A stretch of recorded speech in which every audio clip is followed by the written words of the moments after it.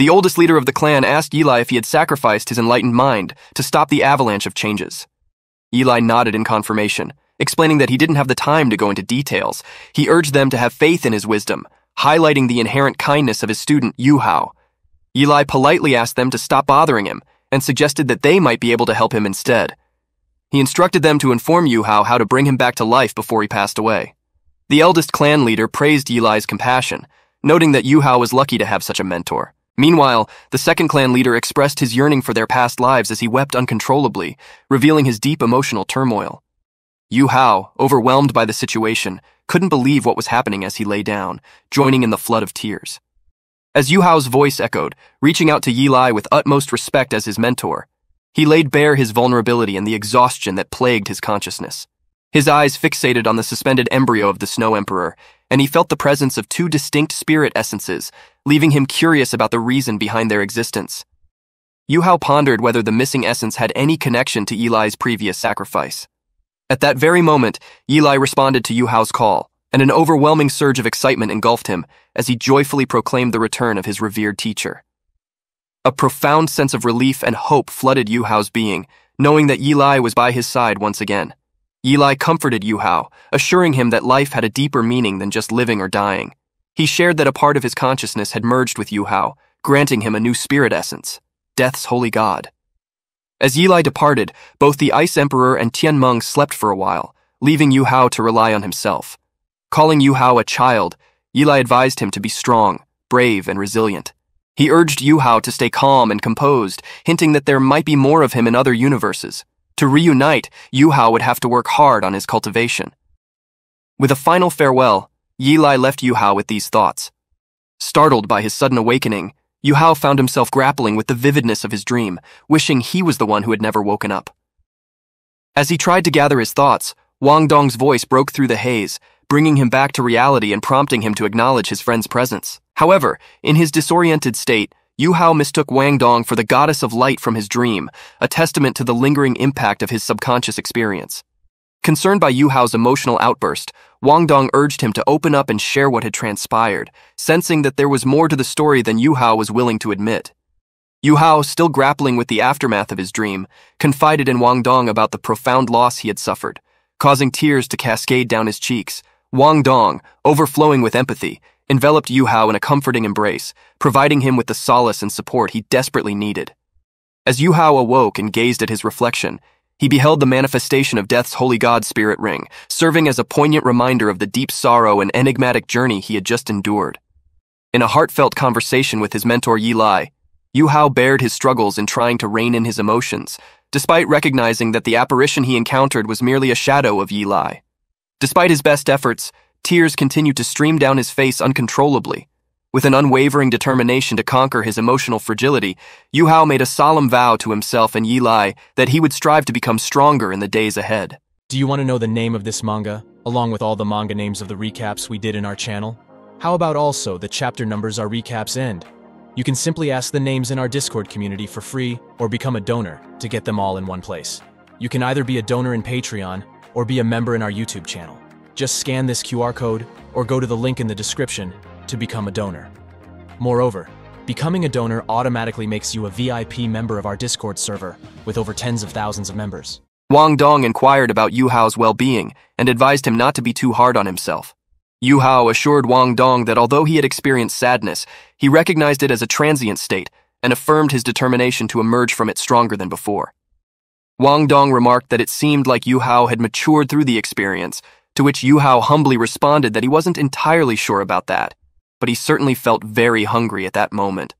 Wang Dong chuckled and suggested that they go out to eat, offering Yu Hao a chance to take his mind off things and enjoy a meal together.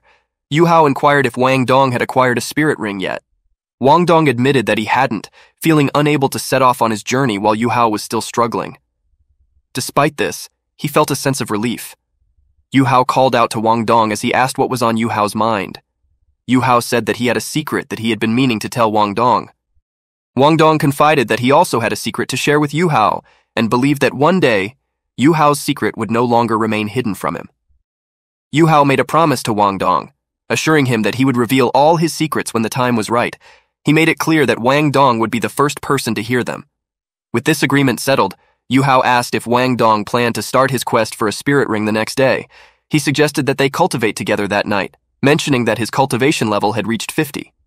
Wang Dong was surprised by this significant increase and asked if Yu Hao's level had truly risen by that much.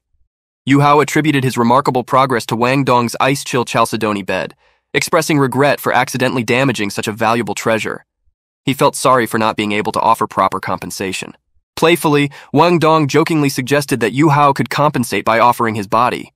Yu Hao responded with a joke of his own, proposing to sign a contract to sell himself to Wang Dong, with the condition that Wang Dong wouldn't resell him. Wang Dong reassured him that he wouldn't do so, and they both laughed, acknowledging the lightheartedness of the conversation. Blushing, Wang Dong found himself flustered, questioning the implications of his previous words to Yu Hao. Trying to change the subject, he urged Yu Hao to finish his meal before it got cold. Yu Hao reassured him that he had eaten enough. The next morning, Yu Hao and the two clan leaders said their goodbyes to Wang Dong as he left the Clear Skies castle. Afterward, the eldest clan leader approached Yu Hao and requested a conversation. Feeling a moment of panic, Yu Hao wondered about the elder's intentions, but complied with the request, taking a seat as instructed. Yu Hao couldn't shake off the feeling of unease as he pondered the possibility of the clan leaders using Wang Dong's absence to confront him. Despite his apprehension, Yu Hao respectfully greeted the eldest and second clan heads and promptly apologized for the damage he had caused to their ice-chilled chalcedony bed. He expressed genuine remorse and promised to find a way to make things right in the future.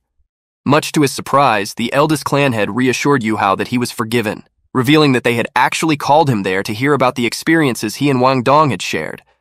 Yu Hao couldn't help but wonder why the clan heads were so interested in their experiences. It was then that the eldest clan head stepped forward to shed some light on the matter. Apparently Wang Dong had been talking a lot about his school life, piquing their curiosity. Understanding their fascination, Yu Hao decided to recount their first day at Shrek Academy. He vividly described the moment he and Wang Dong first crossed paths, which surprisingly led to a minor conflict. But fate had other plans for them, as they soon discovered that they were destined to be roommates. This revelation left the second clan head perplexed, prompting the eldest clan head to explain that it was quite common for students to share a room at the academy. Yu Hao confirmed this, assuring them that they were indeed assigned to share a dorm room. Intrigued by the arrangement, the clan heads inquired about the beds in the dorm room. Yu Hao clarified that there were 2 beds, emphasizing that they were both male and, therefore, couldn't possibly share a single bed. Relieved by this explanation, the clan heads' concerns were alleviated. Yu Hao couldn't help but be curious about their sudden interest in dorm room arrangements. Sensing his curiosity, they reassured him that it was nothing serious. They had worries about Wang Dong's mysophobia, which they now realized were unfounded. With their concerns addressed, the clan heads encouraged Yu Hao to continue with his story. They were eager to hear more about their experiences at Shrek Academy, eager to delve deeper into the world that had captivated Wang Dong's attention. From the moment they set foot in Shrek Academy to their involvement in the prestigious inter-school spirit tournament for high-level spirit masters, Yu Hao animatedly shared their adventures with the 2 clan leaders. The eldest clan head was taken aback by the depth of their shared experiences, realizing how much their journey had strengthened their bond. The second clan head nodded in agreement, noting how their strong relationship shone through their stories. Yu Hao expressed his gratitude for having Wang Dong by his side as a loyal companion, describing their connection as a true blessing. In response, Niu Tian, the eldest clan head, made a heartfelt gesture by suggesting that Yu Hao drop the formal title and simply address him as Niu Tian, like a friend or uncle. His brother Taitan could be called Taitan. Yu Hao happily accepted this warm offer, further solidifying their bond.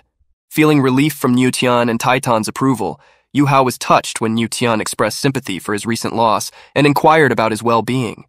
Yu Hao assured them that his physical body was fine, but his sea of consciousness had suffered some damage. He shared his need to focus on cultivation to aid in his recovery process. Niu Tian was worried about Yu Hao's damaged sea of consciousness, wondering how he managed to stay on his feet despite the injury. Yu Hao clarified that although his sea of consciousness was damaged and reduced in size, his soul essence was unharmed, allowing him to continue functioning. Niu Tian then requested permission to examine Yu Hao's sea of consciousness. After a brief pause, Niu Tian declared that Yu Hao's sea of consciousness had been restored. Yu Hao was amazed, as he had never encountered anyone who could heal sea of consciousness injuries, except for Mulao. Grateful for their assistance, Yu Hao expressed his heartfelt thanks, realizing that the clan head of the Clear Sky sect likely possessed immunity to poison. Niu Tian warmly welcomed Yu Hao, explaining that within his sea of consciousness, there was a second spiritual sea that acted as a protective barrier for his soul essence. Niu Tian approached Yu Hao with a hesitant request, unsure of how he would react.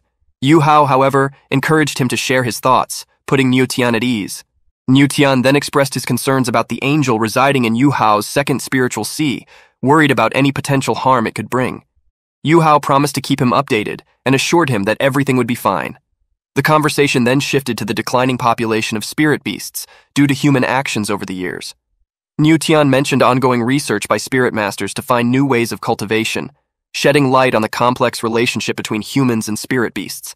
He believed that Yu Hao's soul beast embryo could bring about a revolution in cultivation methods, signaling a new era. Seeking his brother's opinion, Niu Tian mentioned that Yu Hao had been naive not to see Wang Dong's true nature. Despite this, he praised Yu Hao's mental strength, comparing it to that of a 100,000-year spirit beast. As they pondered the possibility of early soul beasts hatching, they couldn't help but wonder about the events unfolding before them. Yu Hao was suddenly overcome by a wave of discomfort coursing through his body. His head throbbed with an intense pain, and a dizzying sensation engulfed him. He couldn't help but attribute this strange feeling to the embryo residing within his second spiritual sea. The snow embryo exhibited vigorous movements, each wriggle causing a disturbance in Yu Hao's state of mind. He couldn't help but wonder if this indicated that the embryo was on the verge of hatching, astonished by its rapid development. As Yu Hao grappled with the realization of the imminent emergence of this new entity within him, he couldn't shake off his concerns about what it would look like. Meanwhile, the clan elders speculated that the surge of energy emanating from the embryo might be the root cause of Yu Hao's unstable mental state. Understanding the gravity of the situation, they made a firm decision to closely monitor Yu Hao's condition and mood, ready to intervene if necessary. As Yu Hao witnessed the entity draining his mental strength, a sense of concern washed over him. The rapid depletion left him fearing for his endurance, and the whole situation became terrifying. Questions about the nature of this mysterious being filled his mind. Thankfully, the draining sensation eventually ceased, prompting a sigh of relief. However, the aftermath revealed that he was left with less than 40% of his mental strength, highlighting the severity of the ordeal. Surprisingly, Yu Hao noticed that his mental strength was now recovering at a rapid pace. He speculated that the embryo within him might be responsible for this astonishing development. Not only did his mental strength return to its former peak, but it continued to rise. As he observed the eggshell cracking, he couldn't help but wonder if the embryo was on the verge of hatching. The sudden silence left him feeling anxious, akin to a father eagerly awaiting the birth of his child.